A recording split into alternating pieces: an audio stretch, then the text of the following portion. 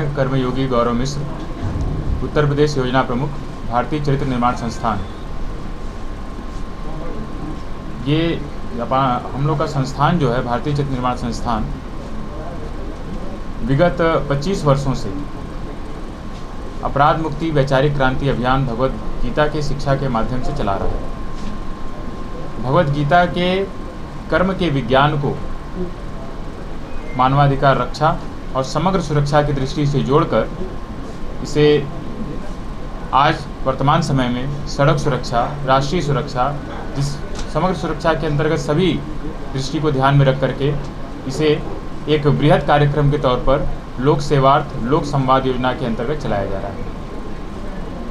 इसी क्रम में 18 दिवसीय 6 जुलाई 2024 डॉक्टर श्यामा प्रसाद मुखर्जी जी की जयंती से लेकर के 23 जुलाई 2024 लोकमान्य बाल गंगाधर तिलक जी की जयंती तक ये कार्यक्रम 18 दिवसीय कार्यक्रम पूरे प्रदेश में चलेगा, जिसकी शुरुआत गोरखपुर से हो गई है और इसका समापन वृंदावन में होगा।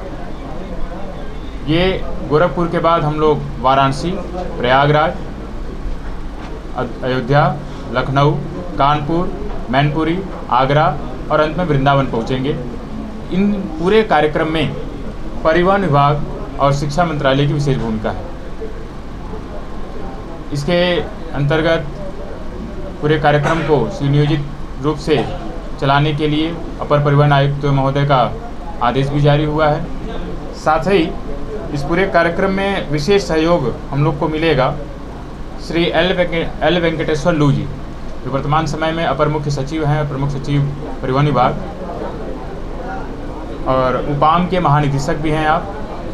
डॉक्टर सुरेंद्र नाथ त्रिपाठी जी, महानिदेशक भारतीय लोक प्रशासन संस्थान नई दिल्ली, और प्रोफेसर RN त्रिपाठी जी, जो कि माननीय सदस्य हैं लोक सेवा आयोग, उत्तर प्रदेश लोक सेवा आयोग के। और साथ ही अपने 2 मंत्री अपने प्रदेश सरकार में, माननीय दयाशंकर सिंह जी जो परिवहन विभाग के मंत्री हैं, और माननीय योगेंद्र उपाध्याय जी जो उच्च शिक्षा मंत्री हैं। इन दोनों लोग से भी इस पूरे विषय पर व्यापक वार्ता हुई है और पूरा उनका सहयोग प्राप्त होने का आश्वासन भी मिला है। इस पूरे अभियान को प्रदेश व्यापी बना करके कैसे व्यक्ति के चरित्र के निर्माण के द्वारा जब हम किसी का हृदय परिवर्तन कर देते हैं तो अपराध होने की समस्या बिल्कुल खत्म हो जाती है। जो अपराध का मूल है उस पर वार करने का प्रयास किया जा रहा है हृदय परिवर्तन के माध्यम से। इसका मूल आधार बनाया गया है भगवद गीता को। धन्यवाद। शेष बातें आप।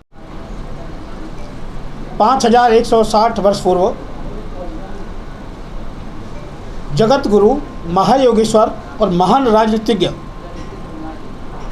जिनको हम पूर्ण ब्रह्म परमेश्वर भगवान कृष्ण के रूप में जानते हैं, उन्होंने महाभारत के युद्ध में जो भारत का सर्वोच्च प्रतिनिधि था, क्षत्रिय राजपुरुष अर्जुन, उसको भगवद गीता का संदेश दिया था।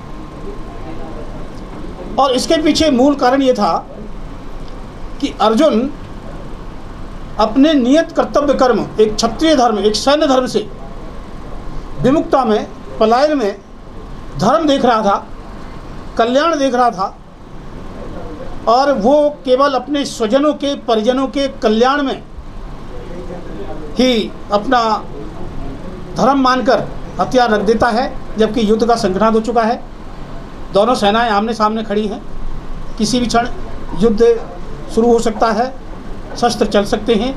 ऐसी स्थिति में एक प्रमुख सैन्य अधिकारी जो पांडव पक्ष का था, हथियार रख देता है और वो शांति की बात करता है, युद्ध को अधर्म मानता है, पाप मानता है। जबकि युद्ध एक क्षत्रिय के लिए, एक सैन्य अधिकारी के लिए एक नियत कर्तव्य कर्म है, एक ड्यूटी है, एक राजधर्म है। तो यहाँ भगवान श्री कृष्ण उसको चेतावनी देते हैं दूसरे अध्याय के दूसरे और तीसरे श्लोक में कि ये मोह किस हेतु से प्राप्त हुआ।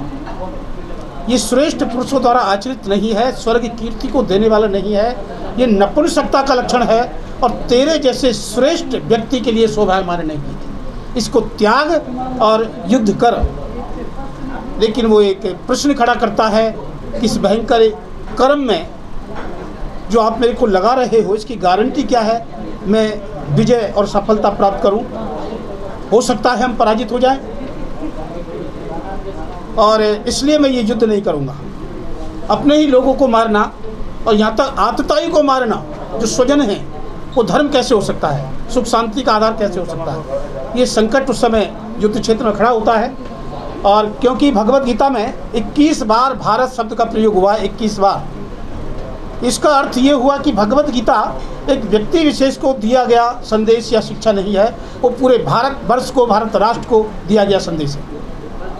और भगवान श्री कृष्ण स्पष्ट रूप से एक घोषणा करते हैं कि उनके जीवन का लक्ष्य क्या है, अवतार का लक्ष्य क्या है। हम जन्माष्टमी मनाते हैं, हजारों सालों से मना रहे हैं, व्रत रखते हैं, 12 बजे कृष्ण के सालग्राम की या मूर्ति के पंचामृत स्नान करा लेते हैं, पंचामृत ले लेते हैं, कहते हैं कृष्ण की कृपा हो जाएगी। हम कृष्ण को तो मान रहे हैं, लेकिन कृष्ण की नहीं मान रहे। कृष्ण जब ये कहते हैं कि मेरे अवतार का जो परम लक्ष्य है, उद्देश्य है, वह है परित्राणाय साधूनाम।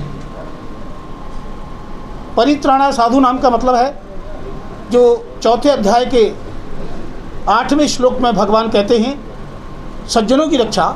सज्जनों का मतलब मानव अधिकारों की रक्षा। अगर आज की भाषा में, यूएन की भाषा में बात करें तो, और हर प्रदेश और देश के अंदर यूएन ने मानव अधिकार आयोग बना रखे। इस प्रकार से मानव अधिकारों की रक्षा, परित्राणाय साधूनाम, ये कब होगी, इसका आधार क्या है, बुनियाद क्या है, तो भगवान आगे बताते हैं विनाशाय च दुष्कृताम। जो दुष्कर्मी हैं, जो आतताई हैं, आतंकवादी हैं, दुराचारी हैं, व्यभिचारी हैं, भ्रष्टाचारी हैं, इनका विनाश। विनाशाय च दुष्कृताम, जो दुष्कर्म करने वाले। धर्म संस्थापनार्थाय संभवामि युगे युगे। इसी से जो सनातन धर्म है, सार्वभौम धर्म है, जिसको हम ये भी कह सकते हैं कि न्याय व्यवस्था, धर्म की आत्मा न्याय है। और जहाँ न्याय नहीं है वहाँ धर्म नहीं हो सकता, अन्याय धर्म नहीं हो सकता।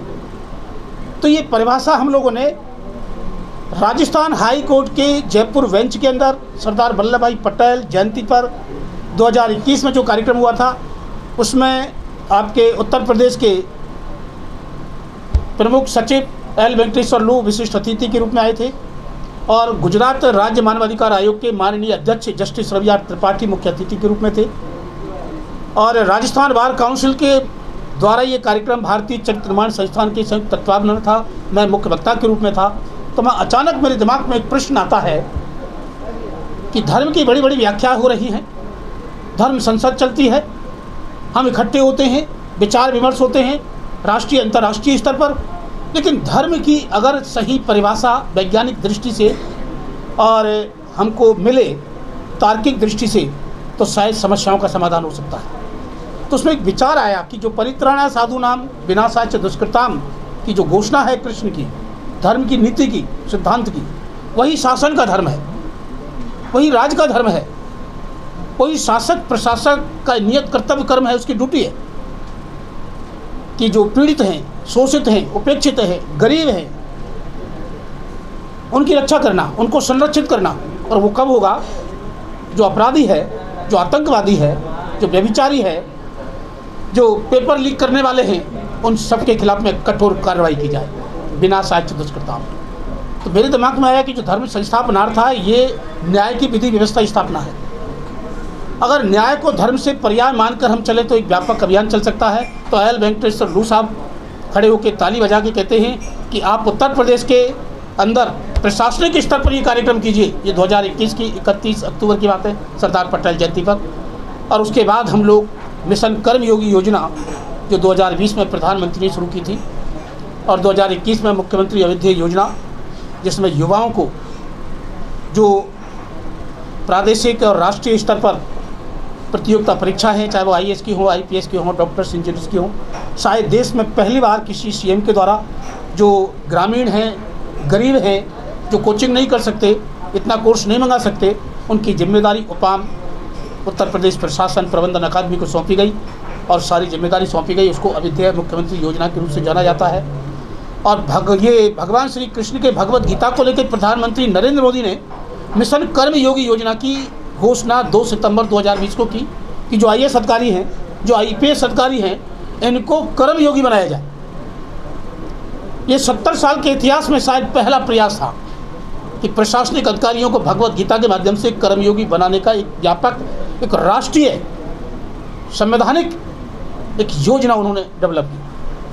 उसको जब हमने देखा लू साहब के माध्यम से, क्योंकि उत्तर प्रदेश के वो नोडल अधिकारी हैं कर्मयोगी योजना की, जो प्रधानमंत्री मिशन योगी चल रहे, तो हमने कहा कि साहब दूसरे स्टेट में कुछ भी होता रहे, हम क्या उत्तर प्रदेश को कि कर्मयोगी उत्तर प्रदेश निर्माण अभियान, कर्मयोगी उत्तर प्रदेश निर्माण अभियान, इसको एक आंदोलन का रूप दे सकते हैं और जिला स्तर पर, मंडल स्तर पर कमिश्नर्स के बीच में, कलेक्टर्स के बीच में, एसपीस के बीच में और यूनिवर्सिटियों के अंदर इस पर खुली चर्चा कर सकते हैं। तो उनके हाँ बिल्कुल कर सकते हैं। और इसी के अंतर्गत हम लोगों ने 2 प्रमुख शिक्षाविदों को लिया जो भारतीय स्वतंत्रता आंदोलन के पिलर भी हैं। लोकमान्य बाल गंगाधर तिलक, स्वतंत्रता मेरा जन्मसिद्ध अधिकार है, और गीता राइस उन्होंने मांडले की जेल में लिखा। और दूसरा व्यक्तित्व हम लोगों ने शिक्षाविद के रूप में देखा, डॉक्टर श्यामा प्रसाद मुखर्जी।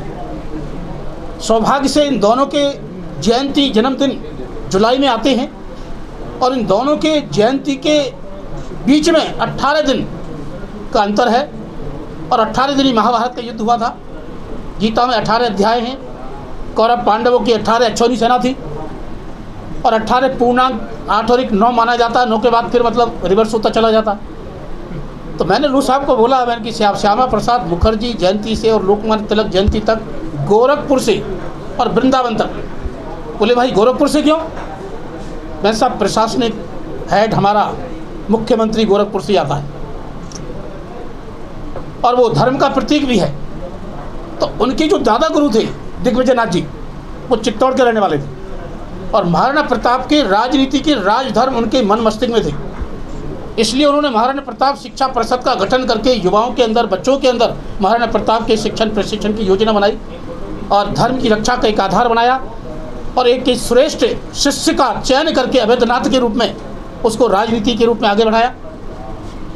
और एक अवैधनाथ जी ने फिर अपने एक योग्य युवा शिष्य को पकड़ा। अवैधनाथ जी ने 1 मठ, 1 मंदिर और 3 पीढ़ी और उत्तर प्रदेश की पूरी शासन व्यवस्था का बदल जाना, ये भगवत गीता का कर्म विज्ञान ही है।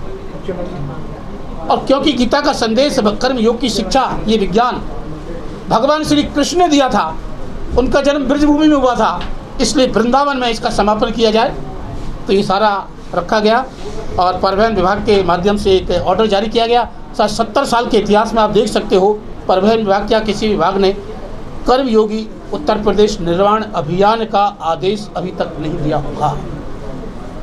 और इसका सौभाग्य हम लोगों को 6 तारीख को गोरखपुर की इस धरती से मिला। और इस प्रकार से मैं आपके सामने जो संयुक्त राष्ट्र संघ का मानव अधिकारों की घोषणा है 10 दिसंबर 1948 को हुई थी, अगर उसके हम प्रस्तावना को देखें, उसके उद्देश्य को देखें और उसमें जो 30 अनुच्छेद हैं, आर्टिकल्स, उस पर गंभीरता से हम चिंतन करें तो जो विश्व की सुरक्षा, शांति, सद्भावना, विकास और न्याय व्यवस्था का जो उद्देश्य संयुक्त राष्ट्र संघ बनाता है, उस सबको प्राप्त करने का विज्ञान टेक्नोलॉजी भगवत गीता में मैनेजमेंट। गीता में कृष्ण कहते हैं श्रेष्ठ नेतृत्व का निर्माण, लीडरशिप, ये जब तक नहीं होगी, चाहे वो पत्रकारिता का क्षेत्र हो, चाहे वो शिक्षा का क्षेत्र हो, चाहे वो सामाजिक क्षेत्र हो, चाहे वो आध्यात्मिक क्षेत्र हो, चाहे वो राजनीति हो, श्रेष्ठ नेतृत्व निर्माण के बिना लोक कल्याण, मानव कल्याण, लोक सेवा का लक्ष्य प्राप्त नहीं किया जा सकता, चाहे वो लोक सेवा उत्तर प्रदेश की हो, चाहे भारत की हो या विश्व की हो। तो इस दृष्टि से हम लोगों ने ज्ञानार्थ आइए, गीता का ज्ञान प्राप्त कीजिए, कर्मयोगी बनिए और सेवार्थ जाइए, इन 3 सूत्रों के आधार पर यह अभियान हम लोगों ने शुरू किया है। आपके कोई प्रश्न है तो आप रख सकते हैं।